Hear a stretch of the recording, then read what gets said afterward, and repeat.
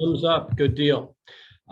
So we'll talk about the introduction to resilience, and the objectives are looking at stress versus burnout, looking at resilience for care providers, and also talking about resilience for communities and organizations. So one might consider stress as a pressure on an individual, and burnout is kind of, depletion, running out. And obviously there's a cycle that occurs between stress response and burnout. Unfortunately, what used to happen was when we would talk about burnout, fingers would be pointed at the individual as if all you needed to do was meditate a little bit more and things would be fine. But we know that burnout is actually a systemic issue. When they've done studies on burnout, though, they've looked at it specific to the system of the workplace. And so, we'll talk about that. Interestingly, ICD-11 has actually defined burnout as a syndrome, a chronic workplace stress that has not been successfully managed.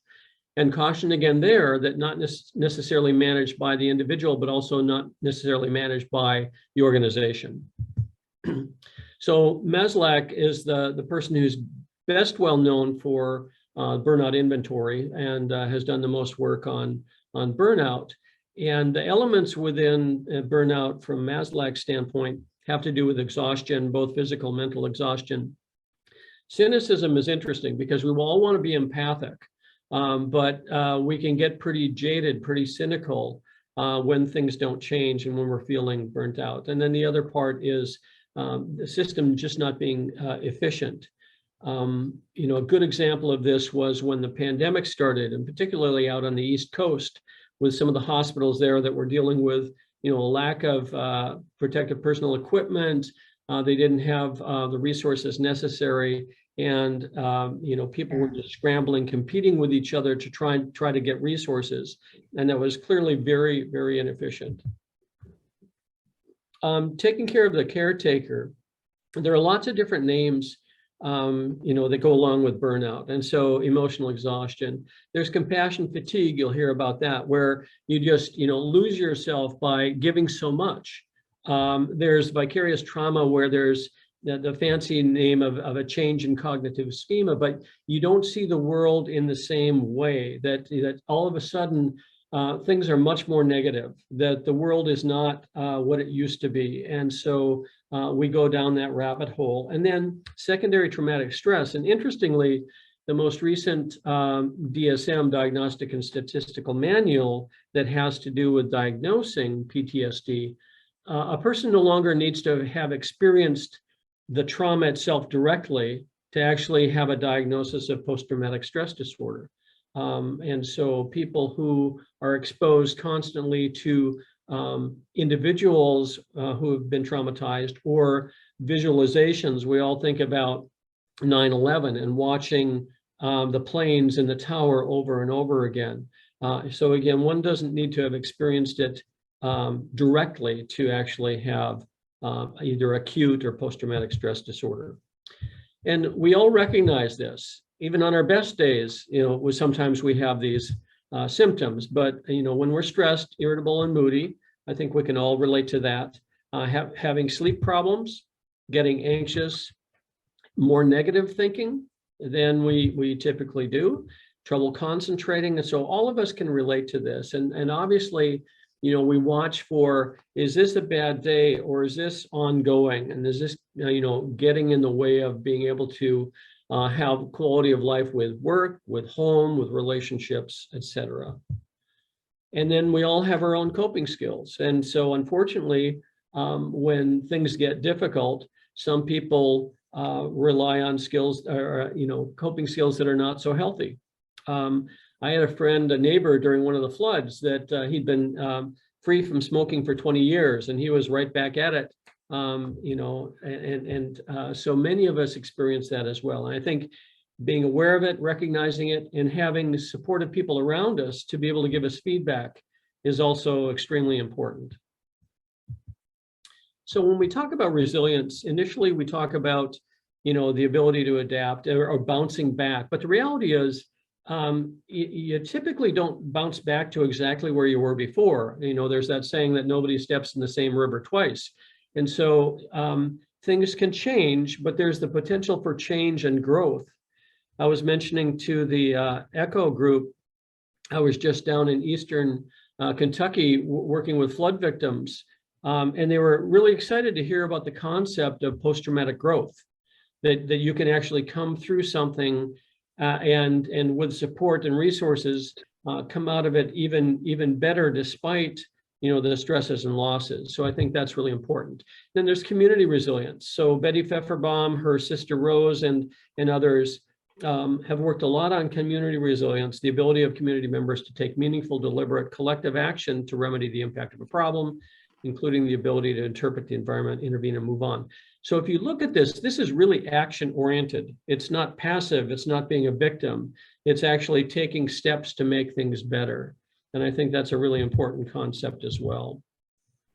I have a colleague, Kit O'Neill. Kit is retired, but Kit used to do a lot of work with the Red Cross.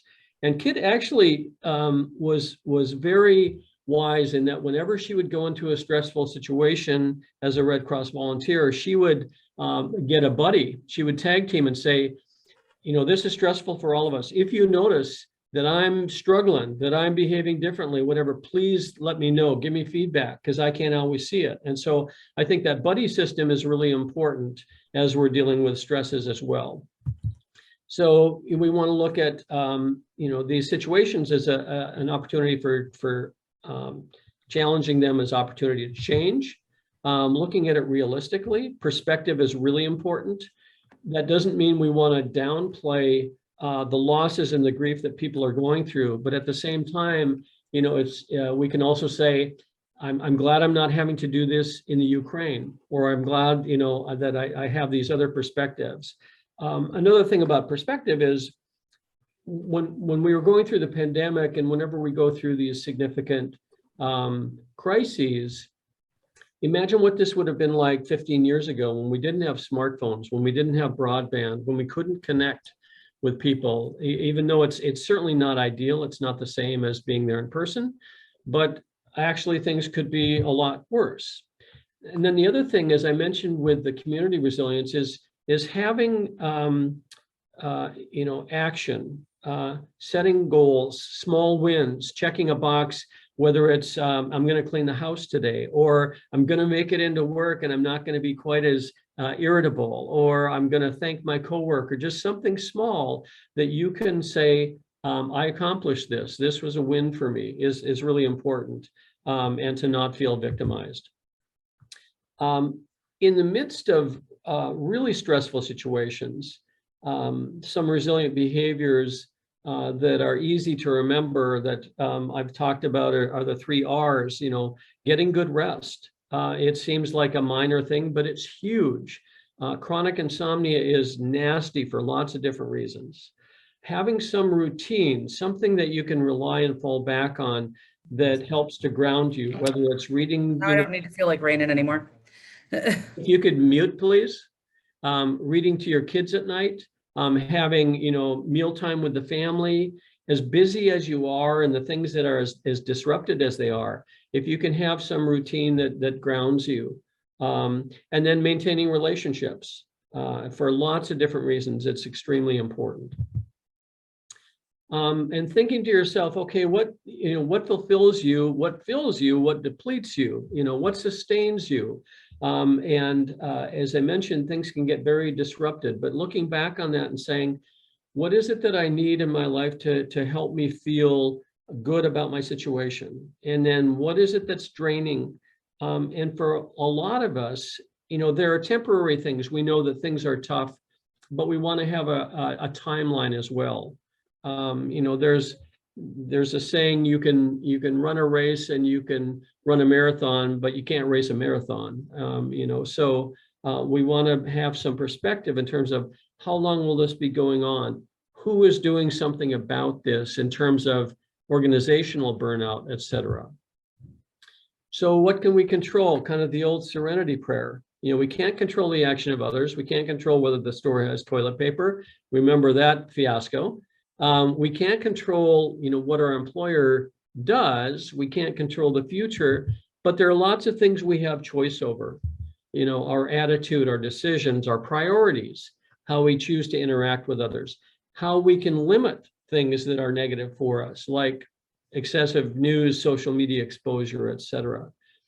Even coming into work is a reminder that you're not trapped. You're making a choice. There are consequences if you choose not to go to work, but it's, again, a reminder that you're making a choice every day in doing those things. So one of the protective factors against burnout is actually recapturing the primary essence of why you went into this field. Sometimes it's difficult to find that when, you know, things are kind of nasty, but oftentimes, you know, it's easy. There will be a thank you. There will be something that taps you and says, you know, this is why I went into this. As I mentioned, having just gone down and done some volunteer work with the flooding, just the appreciation, the goodwill, the rekindling of my faith in humanity, you know, was actually very helpful for me. And it's those things that actually are protective against burnout. And as I mentioned, particularly that, you know, the cynicism part of that element of burnout. So when we look at resilience, there are a couple of variables that are most impactful. One is, you know, do we have resources? And so that's less controllable. And sometimes they're available, sometimes not.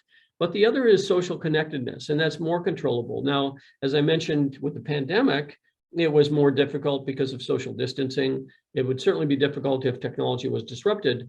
But social connectedness is something that we can you know, continue to rely on and see that as a very important and impactful variable for resilience. So when they've looked at resilient communities, and you can think of lots of different communities you belong to. It may be your work community, it may be your faith-based community, it may be you know, civic community, it may be family. There's lots of different communities that we belong to.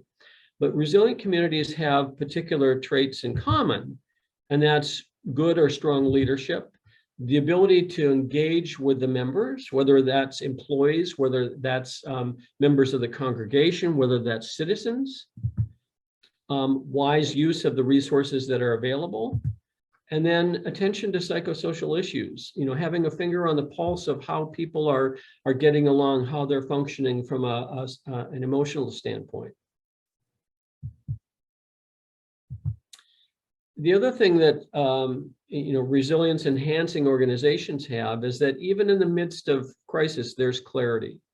You know, a lot of us think of mission and vision as kind of being fluff. It's just something out there. But if it's intentional and meaningful, it can be very useful to fall back and rely on when things are chaotic, when things are in crisis, looking back at the mission and vision and saying, okay, are we staying the course? You know, if we believe in this, you know, are we following through with this?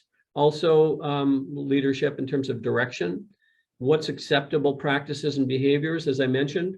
You know, a lot of us don't cope so well. I know for myself, certain personality traits come out in spades when I'm more stressed. And so what is acceptable, you know, at work? What are the needs of staff and clients? And then do we have safe, open two-way communication? You know, do we feel threatened with giving our leadership bad news? You know, it's really important for leadership to have an avenue of two-way communication, because they need to know what's happening on the ground, and they can't know that if they've set up a hostile communication situation. So that two-way messaging is so important from lots of different standpoints. When they've looked at you know, these sorts of organizations, there are shared values, there's empowerment, as I mentioned, communication, an expectation to do well, service excellence, and then rewards for success. And all of us know that you can't always pay employees as much as you would like to, but there needs to be acknowledgement. There are other ways in which you can reward employees and each other. Some of it's just acknowledgement.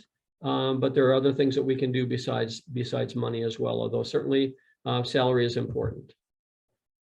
Some have termed the coin compassionate workplaces for this concept. So I just want to end with something called the facts. And this was many, many years ago when we had our first floods in the upper Midwest.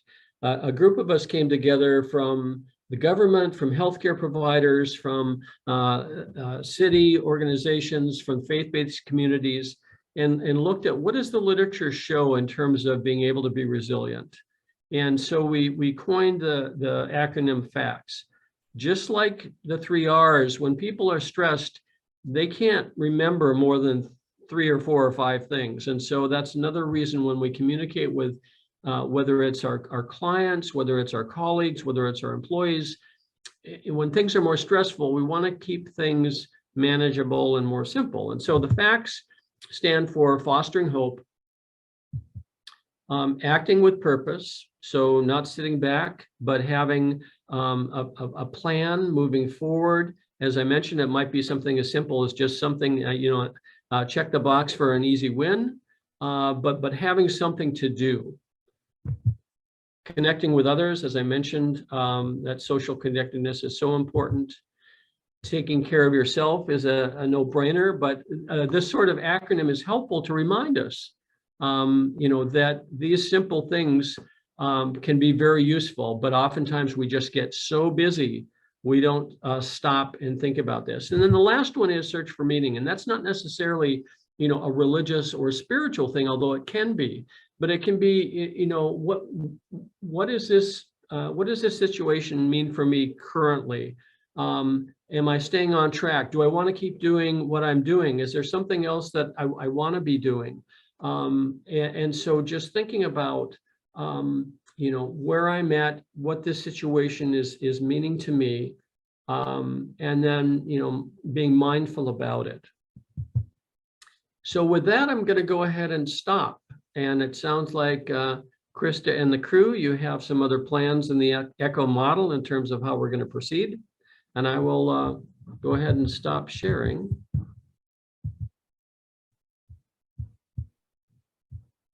Thank you so much, Dr. McLean. That was fantastic. If you have any questions, please feel free to put them in the chat. We will be able to answer questions for about 5 minutes before we move on to the case presentation.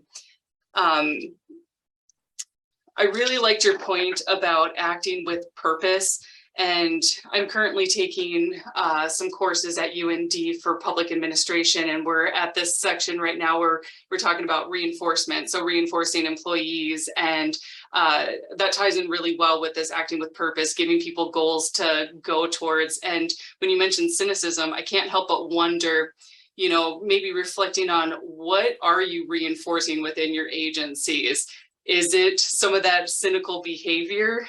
Or is it the more positive things that we're hoping to see out of people? This was just a thought that I was mulling over, so I appreciate you kind of touching on that. Casey is asking if the 3 R's were rest, resilience, and rest, routine, and relationships. So making sure you're not wearing yourself out.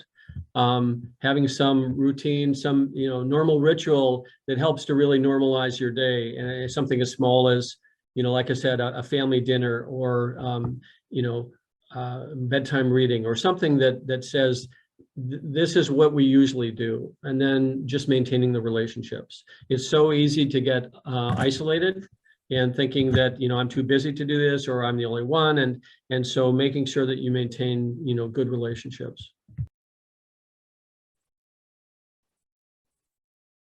Thank you.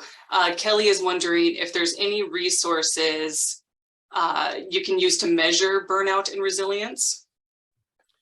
Yeah, so, and I think that you're going to have that at the end. There's Maslach's inventory on burnout. That's the most well-known scale. There are actually a number of other scales on burnout, and it depends on what you're going to use it for. If you're going to use it for something in terms of research or academic, you want to stick with ones that are, seen as reliable and valid. Others, if you're just checking to see how we're doing, there are plenty of them out there, and you can certainly just, Google and find one that looks comfortable to you. But the most well-known ones are the more academic ones, like Maslach's. And when we decided to include the Maslach scale in ours, it was from an academic standpoint, but we did find, and a lot of our research was mental health pulse checks. So we can include some of those resources in our handout on what these mental health pulse checks look like, what are some of the questions, so that you can measure that at an agency level. But we are hoping that if we get enough results that we can kind of aggregate the data and share that with everyone who's participating. So you can kind of get a snapshot of like what's happening in the field as a whole, because most likely what it's impacting here will impact elsewhere as well.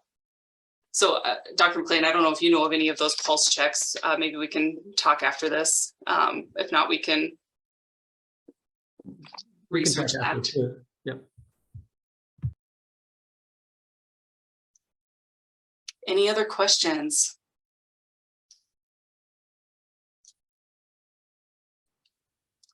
All right, so if we don't have any other questions, I think what we'll do is go into our case presentation. I'm going to make sure that I actually